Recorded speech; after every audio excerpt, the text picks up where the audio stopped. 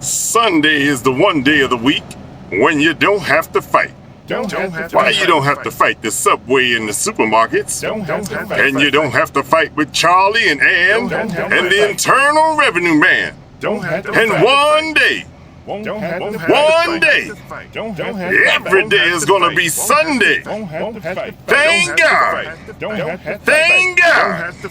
Won't have to fight to keep from fighting. Amen.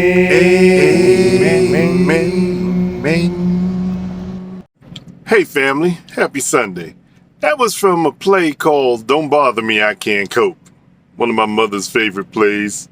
Me and my sister, we've heard that play so many times, we actually love it too. But hey, it's Sunday. And since it's Sunday, a lot of people go to church, so I had to give you a little church early in the morning. And after church, usually you get together for a good Sunday dinner. Well, just 'cause I stay on the road, some days I want a good Sunday dinner too. So hey, let's go. Hi, my name is T. I am not a chef. Actually, I'm a truck driver. And I don't drive food trucks, I drive a semi. What I'm about to do is show you how to do what I do on my truck. Welcome to your favorite new food show, Big Taste in a Small Space with me, T. So this is a dish I've been thinking about doing for a while now. So I bought some Black Angus roast beef just for this occasion. And just to keep it from getting messy in my truck, I tend to open meats like this inside of a Ziploc bag so I don't have blood and juice running all over the place. They'll just run out into the bag. That's how you keep your truck neat, people. That's how you keep your house neat. So what we're going to do with this piece of meat, we're going to butterfly it. Butterfly means just open it up, don't cut all the way through, but top to bottom in half, and just far enough so that you can open this up like a book, like a butterfly. That's what it's called, people. Butterfly and a piece of meat. Cool beans. Now we gotta give this the big taste that I'm so famous for. So I got some kale pesto, and I'm gonna put it on just one half. If you want, you could put it on both halves. If you don't have kale pesto or any other kind of pesto, try some mustard. It works just as good. This is a little bit of smoked salmon. I usually get some of that when I make my lox and bagels. That would be Nova Scotia lox. Well, I had some left over, so I'm going to lay this on top of the pesto. Just like so. And then I did my prep earlier. Like I said, if you prep early, dinner gets done real quick. So first thing I'm putting down are some parsnips. People ask me, why you use parsnips a lot? Parsnips and like mushrooms, they're very good for the digestive system. They're good for the mitochondria, your gut buddies. That's all you got to remember. And then on top of the parsnips, I laid out some carrots. On top of the carrots, I had some red onion. Put that down in there too. All this is going to add flavor to your dish from the inside out. Put some jalapenos down. You use them if you want. Don't use them if you don't want. Then I had some red cabbage. All right, now this thing is stuffed. Kind of stuff watching it get stuffed. But we ain't done. I got to season it some more too. So that other half, gave it a little some sea salt, some pink Himalaya, some black pepper. Ain't gonna do too much to this. Let's see, what else can I use? I know, I'm gonna sprinkle a little bit of garlic. And we just really doing this on that one half. And at this point, we're gonna close it up.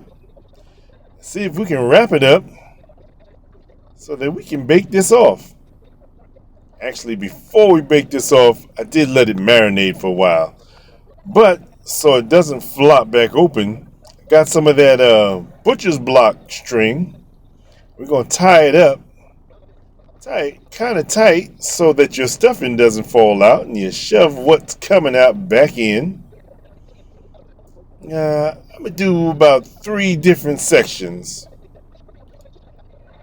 Yep. And yeah, you see it coming out, but that's all right. That's all right. You get in what can fit in, just like when you go to Subways and stuff fall out. You're not going to worry about that.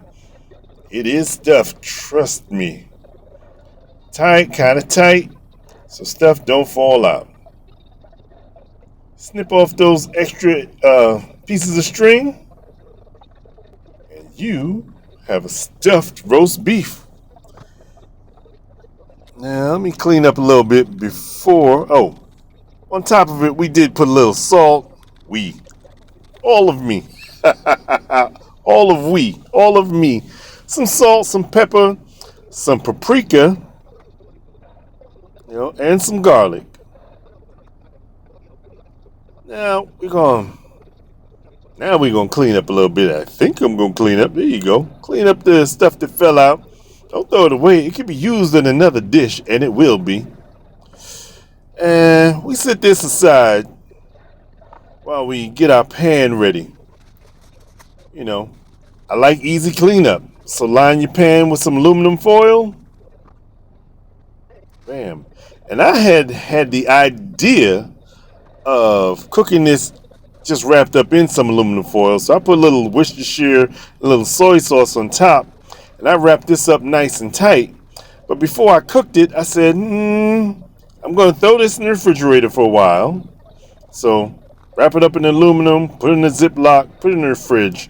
But then I decided, hey, let me go to Walmart real quick. I needed something, and I bought this pan here.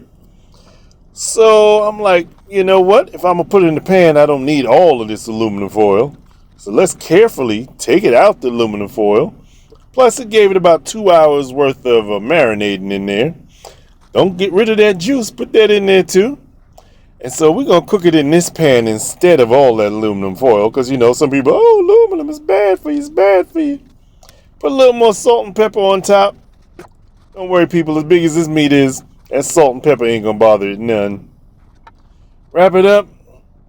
Okay, so I put that roast in the oven, preheated oven, on 300 degrees for about 3 hours. Hey, I got time to kill today. Might as well use it to my advantage. So 300 for 3 hours. Set a timer if you have to.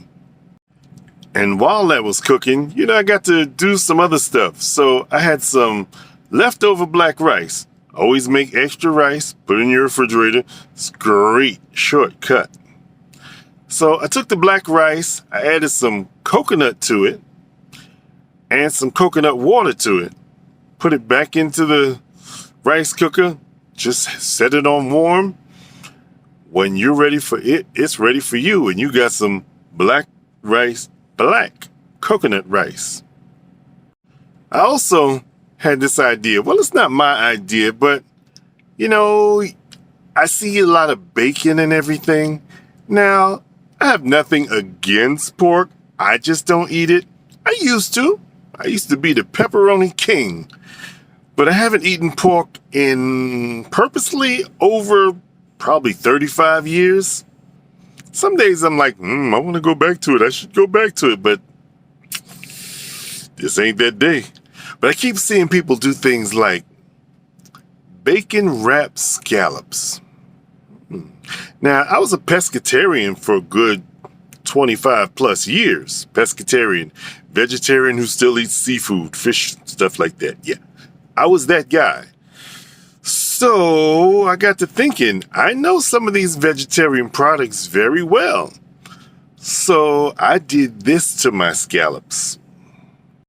I got some of that Morningstar vegetable-based vegetarian bacon, or what my older daughter would call fakin'. And, it's good for people who don't eat bacon but miss it, And I took that and I wrapped up my scallops with it. And I'm going to fry my scallops off Once my meat comes out the oven, or once my meat comes out and is resting, which is doing right about now, but of course, I didn't film it. So this is my meat, hot and fresh out the oven. I'm going to let it sit and rest for about 15 minutes to just let the juices reabsorb back into the center of this thing, so you won't have a dry piece of meat and it won't bleed out. It'd be perfect for you. And what's Sunday dinner without some kind of dinner rolls? So got some popping fresh, 4 in a can, just enough for me. So after your meat has rested for 10 to 15 minutes, that's when you can slice it. You slice it up, you start plating it up, and this is what you get, Sunday dinner. So tonight's Sunday dinner, stuffed Black Angus roast, bacon wrapped scallops, some black coconut rice, some asparagus, a couple of dinner rolls, and of course a salad. Sunday dinner. Anybody hungry?